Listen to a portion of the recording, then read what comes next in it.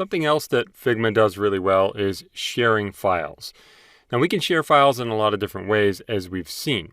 And if I've got my travel app open here, if I come to the upper left corner, I'm in Figma, I'm signed in, come under File. You can save as Fig and share it with other people if you want to do that. You can also export different content, which we'll talk about soon. Now the other thing we can do is we can actually share with other people. That means that we could have a real-time collaboration if we wanted to, or for commenting or other purposes. If you come to the upper right here, you're going to see we have Share. So if you click on Share with a file open, you're going to see that you can share it with different people. So it doesn't have to be one person, it can be multiple people. Anyone with a link can actually do something like view it or edit it. You can also remove the link access. If you click on anyone with a link, it's going to copy it to your clipboard. You can then email it to someone if you want to do that. Down here, you can see this is you. Here's where you can invite someone. I'm going to invite somebody else. I'm going to use an email address I've been using. And this is another Brian. It's me. And down here, you can also copy the link or do a public embed. The public embed is kind of cool. If you click on that, it's going to give you an iframe code that you can copy and paste somewhere else, maybe like a blog or wherever, and it's going to show up. So it's going to show your file that you're working on. So I'll click cancel. Now you can tell the person that they can edit it or view it and invite them. So if you want to try this out, you can enter somebody's email address that you know that you can access, or that they'll email you back. Click invite. And they're invited. You can see they're grayed out until they actually accept. Now let's take a look and see what the email looks like. This is the email that the other person received saying, Brian has invited you to edit this app or this file. And we're going to open it in Figma. So the other person is going to go and click on this and go in and start working on it after they've logged in. So I want to show you that. Now I can't do it in this Chrome browser. I'm pretending to be a second person. So what I need to do is I need to actually copy this link address and go to another browser where I haven't logged in yet. So I'm going to copy the link address and I'll go over to another browser.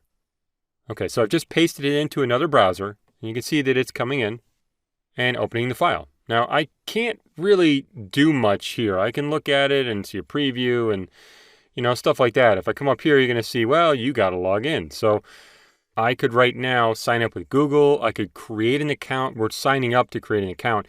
I already have an account. So I'll click sign in. This is a free account. Let's see if it works. Now that I'm in, I can see the file. So this is the one that was shared with me. Now I'm going to go back to the owner of this, the admin, which was me. Okay, so here I am. I just came back, and I can now see that this is no longer dimmed or grayed out. He has accepted the invite. He can edit it. And if I click away here, I can invite other people if I need to. But if I click away, you're going to see now that I can actually see the person's cursor right there.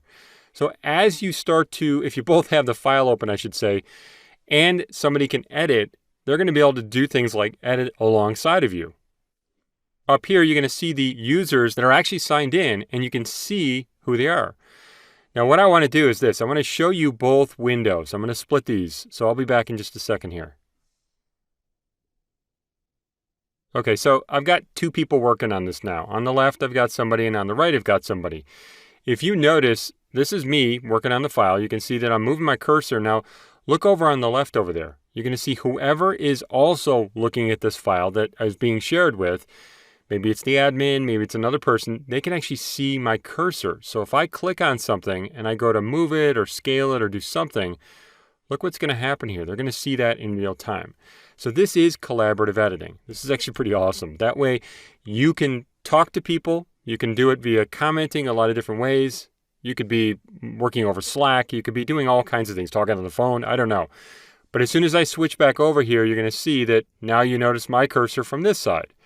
That's because, once again, this is the admin on the left, and on the right is the person that has been invited. So you can watch each other, you can collaborate, you can do all kinds of just amazing things to make it easier, smarter, and faster to work on your files in here. Now you will find that because Figma is saving things, so if we go in and we move something, it's going to be saving for us, doing the autosave. If two people do a change really close to each other on the same object, for instance, it's going to try and keep the latest change, the latest update. And if we're going back and forth, I'm saying, oh, this person just moved this or just changed the color of this object or something like that. Let me go in and change the color, make it a little darker, a little lighter, something like that. And I made it the same exact color. You believe that? Okay, there we go. Let me change the fill. Go to lighter color. There we go. Change both of them. Now, if we go in and we take a look, I'll show you. I'm going to put it back to just the admin here, to me. If I click to deselect, you're going to see we can come up here and we can actually show the version history. If you look at the version history, you're going to see we have a couple autosave versions. We have a couple things going on here, but it's still doing the autosave content, which is great between the 2 of you or 3 of you, or how many you have. Now, another thing I absolutely love is that if you come up to these circles up here, the people, this is me. So I'm on the admin right here. I can see that this other person right here has got his cursor out there. If I come out here and I actually click on this, I'm going to be observing this person.